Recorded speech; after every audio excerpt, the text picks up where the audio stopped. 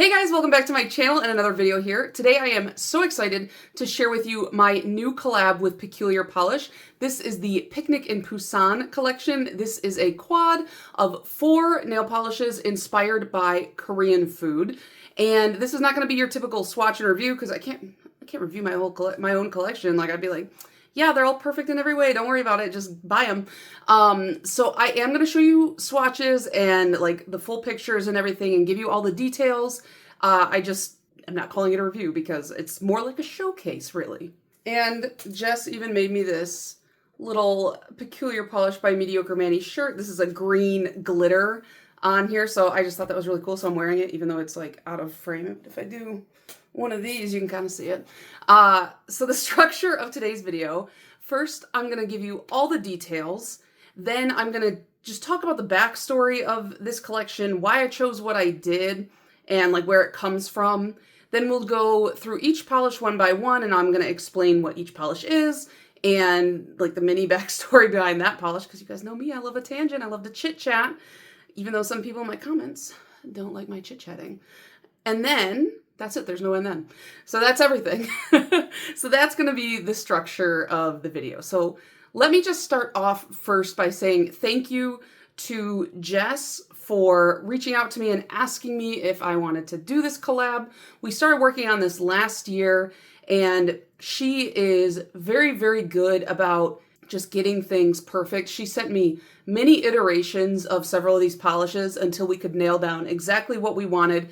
And since she's also a lover of Korean food, she knew exactly where I wanted to go with all of these, so that really helped. And I also want to say thank you to all of my subscribers for just subscribing and watching and liking and commenting and reaching out to me and all of that, because without you guys, I would never even have an opportunity like this. So I hope that you're all as excited as I am about this collection, and let's get into all the details. So, like I said, this is called Picnic in Pusan, and this is a quad. Each polish will retail for $13.50. If you purchase any of these polishes, I do receive a percentage of the sales. So to anybody who does purchase any of these, thank you so much. I really appreciate it. You are supporting me in a big way, and I'm just very grateful to you guys for that. They are going live on the Peculiar Polish website on September 2nd, which is my birthday. I'll be 33. Old. She's old. I will have the website linked down below so that you guys can go over there and check it out. And I will probably make a post on my community tab as well on the day, just as a reminder so you guys know where to pick these up. The collection consists of a flaky polish. We have a Crelly that has a bunch of flakies in it as well. I have a jelly polish that glows in the dark, and then a magnetic flaky that also glows in the dark. So we got a lot of stuff going on here, and I'm excited to talk about each polish individually. But for now, I just want to give you guys a quick rundown, and it's not going to be quick because I know myself, but of why I chose to do this collection this way. How did I come to make a Korean food collection? Well, if you've been here a while, you guys know Hillary, I'm Hillary, loves a food-themed nail polish. So when Jess of Peculiar Polish came to me and asked me if I wanted to do a collab, instantly I was like, we're doing food polishes. And because we both loved Korean food, this was like a natural progression. But for those of you who may not know, my husband Robert is Korean. He was born in Pusan, Korea, and I feel like I'm already going to get a comment about that, so let me just address that real quick. It can be spelled with a P or a B. Most people in the West are familiar with the B spelling because of Train to Busan, the movie, but like people from like my parents' era, I think it was more typically spelled with a P. It's just a change in which romanization method was the most popular. However, on Rob's birth certificate and on my marriage certificate, which is sitting on my desk right now because I still haven't changed my name, I need to do that, but it's spelled with a P. So I chose the P spelling because this collection is very heavily inspired by my husband, which I don't know if you guys know this, but I'm obsessed with him, okay? I love him so much. Don't tell him I said that. It'll go to his big fat head. But I love my husband. I'm that annoying girl who's like, yeah, well, my husband said this, or me and my husband did that. Like, he's like my best friend, which is kind of annoying. Because I did have to kick him out of our bedroom the other night because he would not stop singing the Monster Mash over and over again, but he kept changing the words. And I was like, all right, you cannot sleep in here because I'm trying to sleep and I cannot listen to the Monster Mash even one more time. But yeah, so I love Rob. He always makes me laugh. He's always been so good to me. And early on in our relationship, like obviously I knew he was Korean, but I didn't know much about Korea. I grew up in a farming village of like, 2 people. And so access to Korean culture and Korean food was not really a thing. And so when I got to college and I met him, and after we started dating, maybe like 5 or 6 months into our relationship, he finally asked me one day, like, hey, would you like to go with me to a Korean restaurant? And I was like, yeah, sure, why not? Like, I hadn't even thought about that because I've never really thought about Korean food. And he took me there, and he was like so nervous the whole time. It was like I didn't understand what was going on. And I still remember the restaurant we went to. They were called Macheko, and their slogan was, Korean food isn't shy. I will never forget. And I ordered kimchi jjigae, which is a stew with kimchi and pork belly. And I fell in love with Korean cuisine like instantly. Part of it is like Korean silverware is a little bit different than a lot of other Asian countries. They use a really long spoon and they use flat metal chopsticks, which are different from like a lot of the other chopsticks in that area. And there's like 10,000 tiny plates of what are called banchan, which are like little like appetizer type things that you eat with your meal. Just fell in love with the whole like look of it, the taste of it, everything. And after we left, I was like telling him, I'm like, oh my gosh, that was so fun. I loved it. It was so good. I can't wait to go back and try more. And he like breathed out a sigh of relief. And he told me he was worried that I wasn't going to like Korean food and then that was going to cause, like a rift in our relationship because it's a big cultural difference. And he thought I was going to break up with him because I thought that the food in his culture was gross. And I was like, what? No, like that's crazy. And so then I kind of threw my whole self into it. And I ended up deciding, I was like, I'm going to learn to cook Korean food for him and show him like, this is not this weird thing that you think it is. And that like, I care about where you come from. And so I started looking online and I found this woman and her name is Mangchi, and I bought her cookbook and you can see I use it quite a bit. And she is like the queen of Korean cooking on YouTube. She lives in the US but she's from Korea. So she knows kind of how to source some of the ingredients that might not be common where you're from and like how to substitute and things like that. So if you're ever interested in trying out some Korean recipes, I highly recommend Mangchi. She has tons of free content. Like I bought the book just because I wanted to have it, but most of these recipes are like on her website. You can go to her YouTube channel and she has tons and tons and tons of videos on like how-tos, and she explains a lot of it. So I learned how to cook Korean food for my husband, then boyfriend, and just to kind of show him like, hey, like this is not the thing that you think it is. And ever since then, like Korean food has always been my absolute, if he's like asking me if I want to go out to eat, where do I want to go? I'm like, Korean restaurant, let's go. I love it so much. And so the idea of doing food theme polishes and kind of doing like a little shout out to him as well to show him like, hey, like people do like this stuff and you're not weird for it. I just thought that was a really cool opportunity. So let's go through each polish one by one and I will talk about what's in them. And as I'm talking about them, I'm going to overlay the live swatches. And then when those are done, I will pop up the full hand swatch right here while I talk, because I can talk a lot. So the very first polish that we came up with was called Kimchi King. And this one is a red linear holographic base. And then it has some black shreds and orange to red shifting ghost flakes. So if you don't know what kimchi is, it is a fermented cabbage. And a long time ago, it used to be made in, I believe they were like clay pots that were buried in the ground. And now a lot of people just make it in their fridge. This is like when I think of Korean food, kimchi is the first thing I think of. It's the ultimate staple in Korean food. It has this beautiful red, vibrant color to it, which I think we've really captured in this polish. And a lot of people think that kimchi is spicy. I don't find it to be spicy. I find it to be a little bit more of a sour kind of taste, but in a good way. And kimchi is served with pretty much every meal, like breakfast, lunch, and dinner. I'm not even kidding. It's a massive staple in Korean cuisine, to the point where we buy I think they're like 7-pound jars of it for our fridge because Rob eats so much of it. And that's why I call it Kimchi King, because he's the Kimchi King. The only thing about kimchi is it is a little bit pungent. It has like a strong aroma. And so our whole fridge kind of smells like kimchi.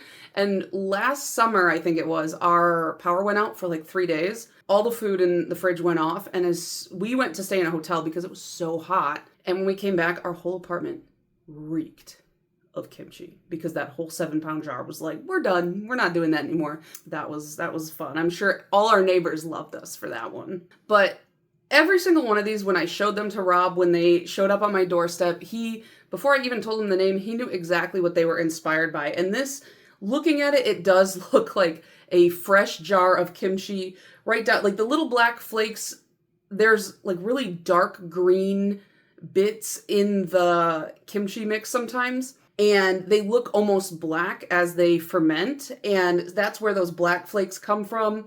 And then the translucent flakes really remind me of like the thinner or like clearer pieces of cabbage that as they ferment, some of the color drains out of them and they have this kind of translucent look. And so those ghost flakes really capture it. So I just thought this was such a good, strong start for our collab. And I mean, who doesn't love good kimchi? Just kimchi and rice. It's so good. Just a really simple dish, and it goes with everything. And the other nice thing about kimchi too is it sits in this brine, but even that brine is used in Korean cooking. So nothing goes to waste. You use it on like certain noodle dishes and things like that. So one thing I really like about Korean cooking is they use like everything. And the second polish that we came up with in this collab was one for me, and this is Kimbap Queen, which is a white crelly, and it has green, orange, red, and chartreuse flakes, and a pearl white shimmer added in. So if you don't know what kimbap is, kim means seaweed, and bap is rice, and this is a like seaweed and rice roll where typically like vegetables and sometimes meat are added in, and then you roll it up, and it's this very colorful, very aesthetic looking roll. You cut it up into slices, and it's perfect for a picnic lunch. It's perfect for a quick snack. If you have some left over, you can fry them up and have like fried kimbap. It's really, really good. And I love it, but I'm so bad at rolling it. Like I cannot for the life of me roll these dang things. I think the people at our local Korean mart know that too. Like they can tell that I suck at it. I don't know. They can smell it on me because every time I go in there to buy like kimbap ingredients, they give me a free kimbap fresh roll because I think they know they're like, yours is not going to be good. So here's one on the house. And it just makes me laugh, but it's also delicious. So the colors inside are inspired by the filling, and then the white is the rice. So usually you have like egg, and sometimes there's like carrot. There's danmuji, which is a pickled radish. There's a place near me that will put like pork or beef and things inside of it too. So there's lots of options for fillings, but here's a picture of one, you can see there's just tons and tons of like spinach and things like that. So that's what this is supposed to look like, the filling of a kimbap. The next one we came up with is called Bop Till You Drop. This is a kind of lighter, like duskier purple base with purple ghost flakes and a subtle silver magnetic, and you can wear it magnetized or unmagnetized. I think it looks great both ways. Oh, and also it glows in the dark. It's got a blue glow. This one's a fun glow. I could not for the life of me capture a clear photo of it because I don't know how to take pictures in the dark. Like no one equipped me with that knowledge, and I have certainly not equipped myself. So here's a blurry picture of it glowing in the dark. The thing about Hook Me Bop is it is the most interesting looking rice I've ever seen. The first time I saw it, I was traveling to Korea with a friend of mine, and we were staying at one of her family friends' homes. And they didn't speak any English, and I don't know a ton of Korean. And so she was translating for us, but she said that they had wanted to make me a traditional American breakfast for my first day in Korea. And so I sit down at the breakfast table and they serve me a steak and a bowl of Hook Me Bop, which is this purple toned rice, which it's a mix of like a white and a black rice, and it gives it this really interesting purple color. And I love foods that are in colors that I'm not used to. I'm one of the kids who loved the Shrek ketchup, not just because I love Shrek, okay? Like, let's get that straight. Green ketchup is such a weird concept and I loved it. So for me, who had never seen rice in any other color but like white or brown, seeing purple rice, I was like, this is the coolest thing ever. Never ever have I had steak for breakfast in America. I mean, I know that it exists, like steak and eggs, but I just thought it was funny that they were like, we want to make you feel at home. So they served me up a steak for breakfast. I was like, all right, I could get used to this. I think the thing I like the most about this polish is that even though it has like a duskier backdrop, the flakes reflect so brightly. So there's a really cool contrast to it. And I like that. I mean, of course, I love the glow in the dark aspect. Ever since I was a kid, I've loved anything that glows in the dark. And the magnetic aspect where, it's one of those polishes where it looks good either way. And I do have it magnetized both with the bar magnet and velvetized because I'm obsessed with velvetizing. Ever since I got that Mani Mag system where you can velvetize all 5 fingers at once, I was like, I'm never going back. This is great. I love it. So check out my Mani Mag review as well if you want, because that thing has made swatching so much easier. But yeah, the flakes in this, as soon as I started painting it on my nail, I was like, Jess, you knocked it out of the park with this one. So, and then the final polish in the quad is called Takwan Me, which is supposed to kind of sound like Take On Me, like, the song. And this is a really, really vibrant yellow jelly, almost like a radioactive looking yellow, and it glows in the dark.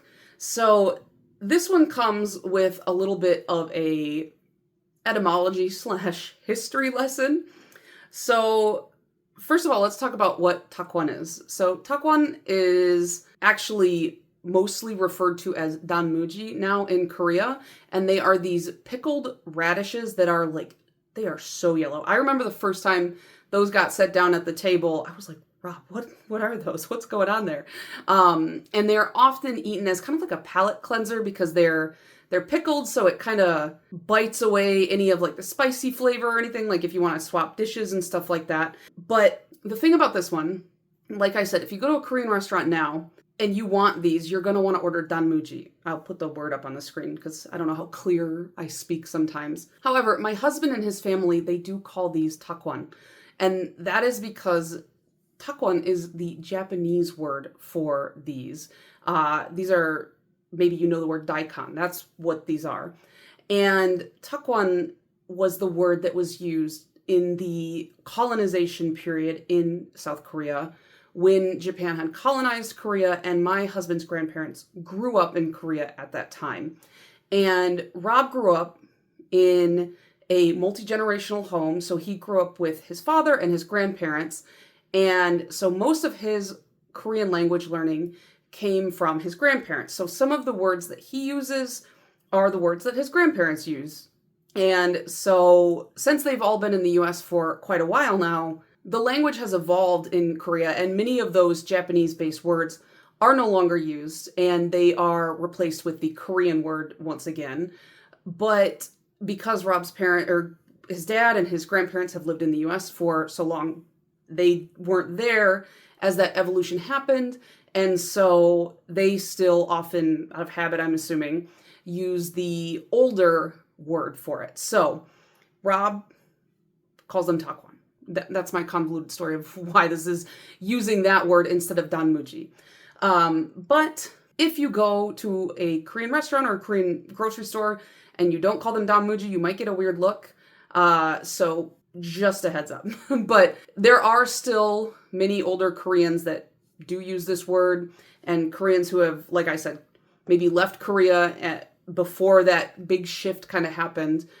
They still use that word as well. But this was the, like, kind of, originally this was just going to be a trio. It was just going to be these three. And we both were like, man, we got to add something a little bit more like a bright pop. And then Jess was like, let me mix something up real quick. And she came up with this on the fly. And she was like, I'm going to send you this. I think you're going to love it. I don't think we're going to have to make any changes to it. And as soon as I got it, and I was like, oh, Rob, check this out. And he immediately was like, oh, I love those things. And I was like, I didn't even tell you what it was. He's like, I know. He's like, Hillary, what other food is this color? And I was like, when you got me, I guess. So this one has a green glow in the dark in it.